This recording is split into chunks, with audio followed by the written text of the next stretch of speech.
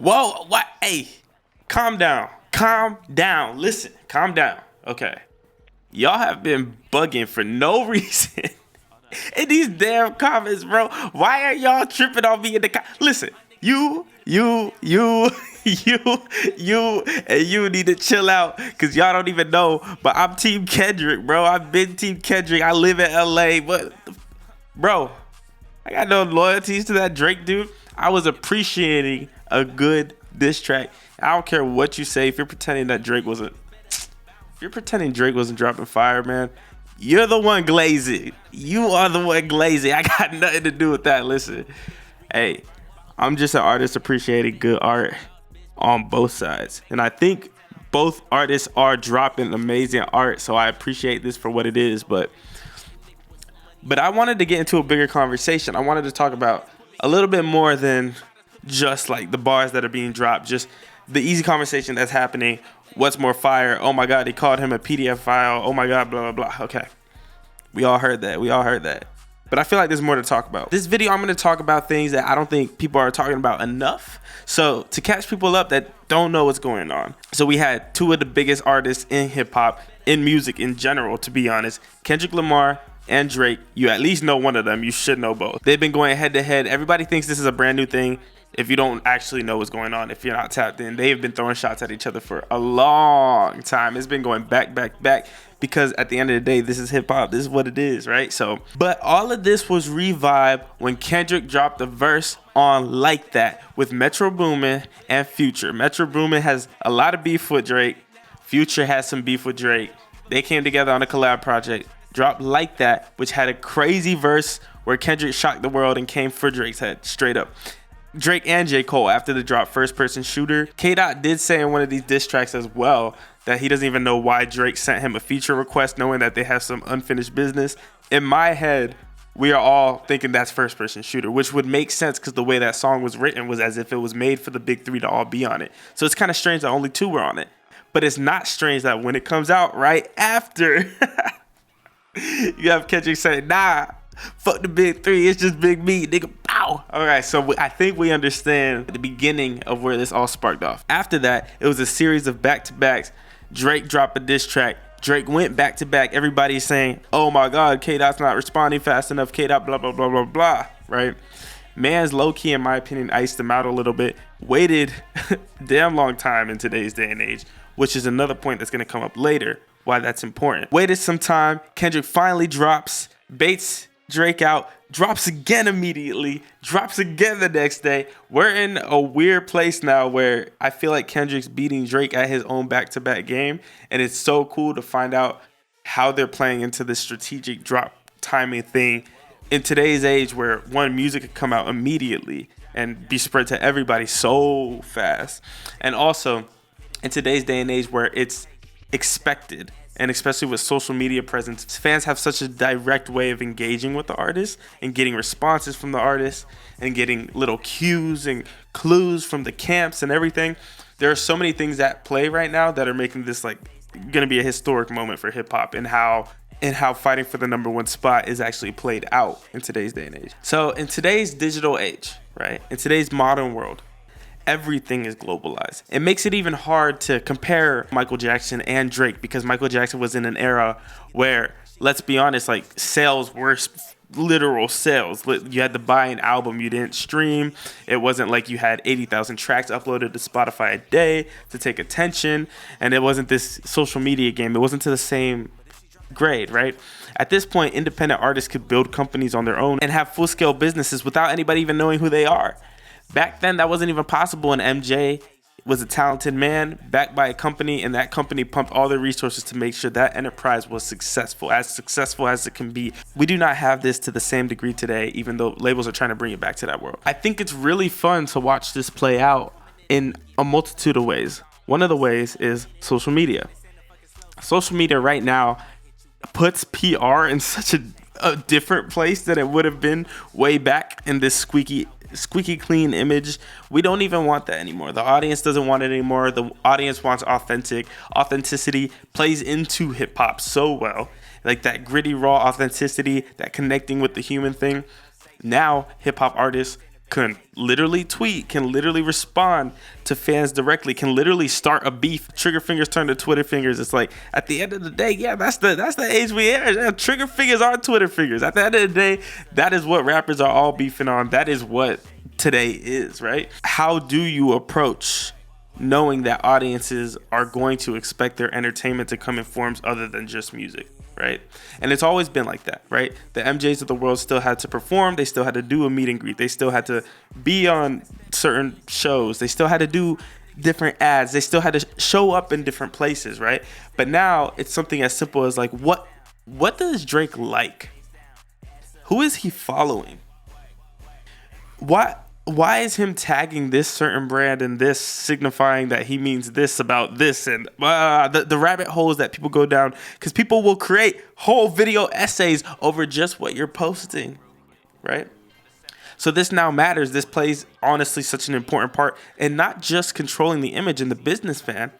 It plays a big part in the entertainment, because what you posted 5 years ago can make a bar today hit harder or less hard. Can make a bar today ammo against you. And yes, of course, things like that would always come out. Like, you had diss tracks in the past, but at the end of the day, it could be something as simple as who you tagged, how you tweeted it, the time that you tweeted it, how active you are on this. How are you going to reply to a diss track immediately in story form? And how are you going to make sure that those comments underneath Rap's posts are controlled and going in your favor? These are all things that now are playing into the battle, which to me, I'm interested to see you guys' thoughts on if this matters and if this should have an impact. I personally think it's just like natural progression. If hip hop and music is evolving in this way, then it's cool to see the ways that like traditional things manifest in modern day. On top of that, you have other things that are really influenced by the modern day. You have things like the streaming era, the DSPs. It's not the same as you have a diss track and then you have a mixtape god, and that DJ now has the access to the diss track mixtape. And even though Ack is kind of playing that role sometimes right now, at the end of the day, there's a difference between, for example, the mind games of, I'm going to drop this on YouTube 30 minutes after you drop it, but then I'll make sure it's on DSPs an hour after that. So when you wake up, every single playlist has me on top, maybe. Right? Like, for people who have teams and teams and teams of people thinking about when they drop, they have teams of people thinking about every move they're making. You don't think they're thinking about, hey, if we drop this on DSPs back to back after this, I want them to play it in this order. I want the average person to click add to playlist, and our diss tracks are going to be playing in this order as opposed to what. You don't think they're thinking that deep about it? They are, because this is part of the game. Because this is all about narrative controlling, right? I think it's really fun to watch that play out and to watch professionals play this social game at the end of the day through the art of just rapping and trying to expose each other. It's cool because it's more than just music. It's cool to see music in a sport-like setting. But this sport-like setting has advanced so much further than what you put pen to pad. Because at the end of the day, let's be honest, Instagram comments, the ones that people are looking at to determine whether the rap battle's going one way or another, everyone knows that people control the narrative, that what the people think is it. Who do you think controls what the people think? Everybody who's strategizing how to present everything to you, how to present, what time to post, when to do it, how to have things lined up, where are we going to put it first. All of these things are taken into consideration. And you might think, oh, well, there must be a perfect formula, but there's not. Because when someone thinks they have the perfect formula, somebody has an antidote to that. And then an antidote to that antidote. And I think it's really cool to watch this unfold. I want to talk about another thing. I've been hearing a lot of commentary and people talking about, oh, this is just a big stunt for money, or this is just a big stunt. They got together and mastermind this exact thing. They have all the tracks all planned out so they could all cash in. I feel like a lot of this comes from a misunderstanding of the genre, a misunderstanding of also people and motivations that people have. There are certain levels where to get to that level, you cannot be just money driven. And money driven people don't get to the certain levels that people who have an obsession and a passion for a specific skill set and a specific life and a specific experience. Not everybody is just climbing to the top because they're money driven. That is not an interesting take. Think about the Michael Jacksons. Think about the Elon Musk. Think about the people who are dominant in a field. Regardless of what it is, at the end of the day, people might say, oh, but this is just music, or this is just rapping. Yeah, but they are the top of something. They're the top of something. You could have a full career, especially in today's day and age, without being the top, without all the pressure, without the constant dropping, without the, you know what I mean? Without the fame, and you might say, oh, well, maybe they're addicted to the fame. Yeah, and we know Drake is addicted to climbing the rankings of social status, but that doesn't make him obsessed with that craft itself. He has mastered becoming a big pop artist within the hip hop umbrella. Not just because he wants to get rich. He did that a long time ago. People don't just become great because they're chasing a bag. People become great because they did what everybody else couldn't, and what everybody else wouldn't, and what everybody else stopped doing once they got their bag.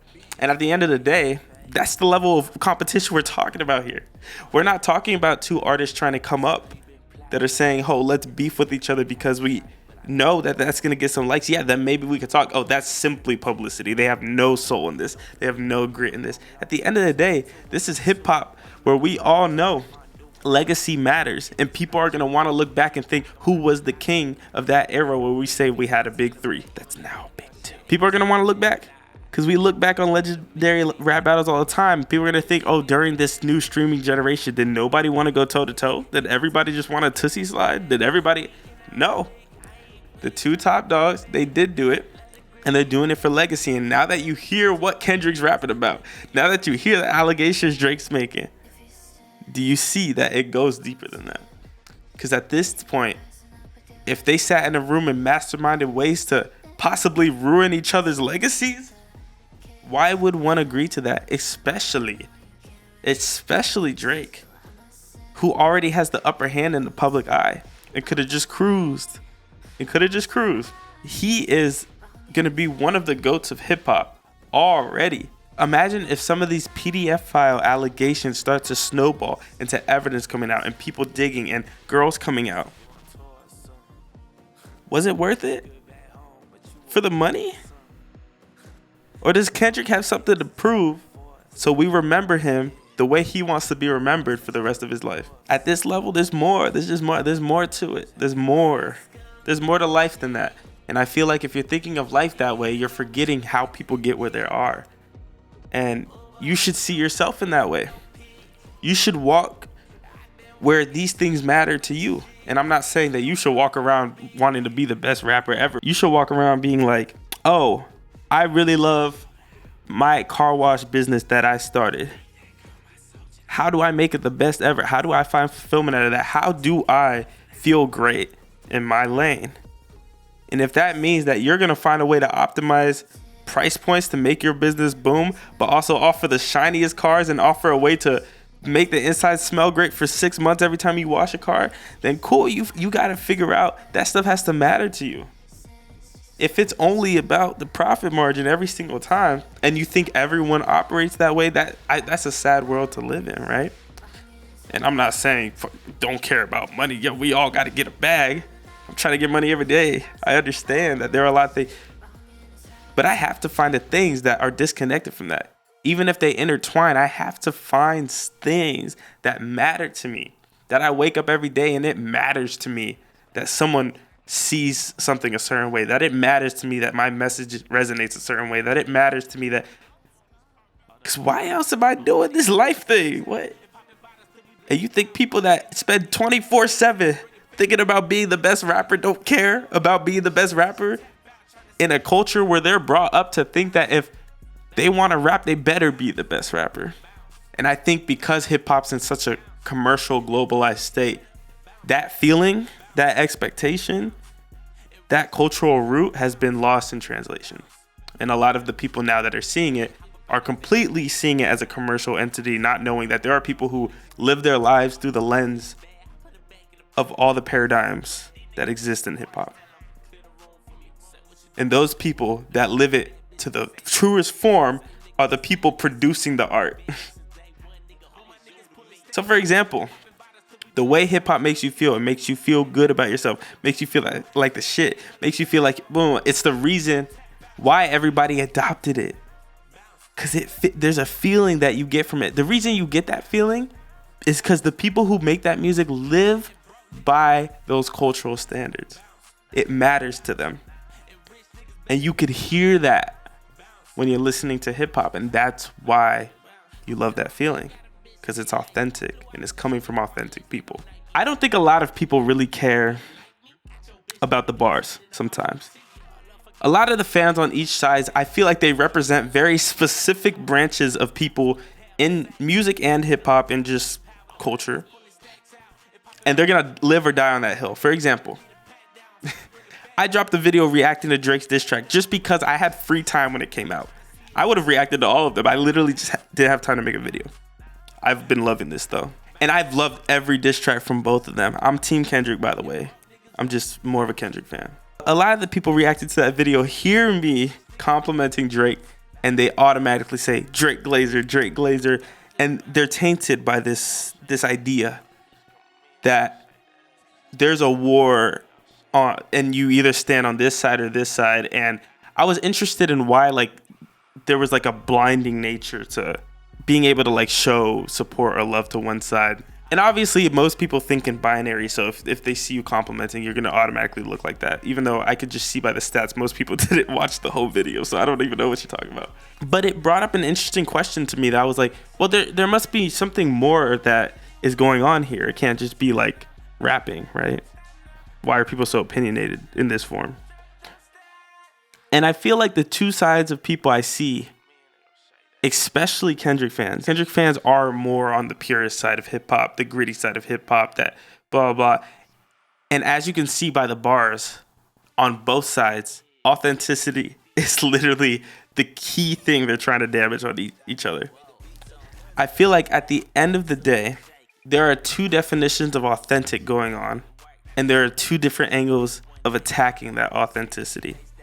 Kendrick more traditional in the sense that he is attacking Drake's entire being of being one of a colonizer, of being one of a pedophile, even though he is known as a womanizer in his songs, right?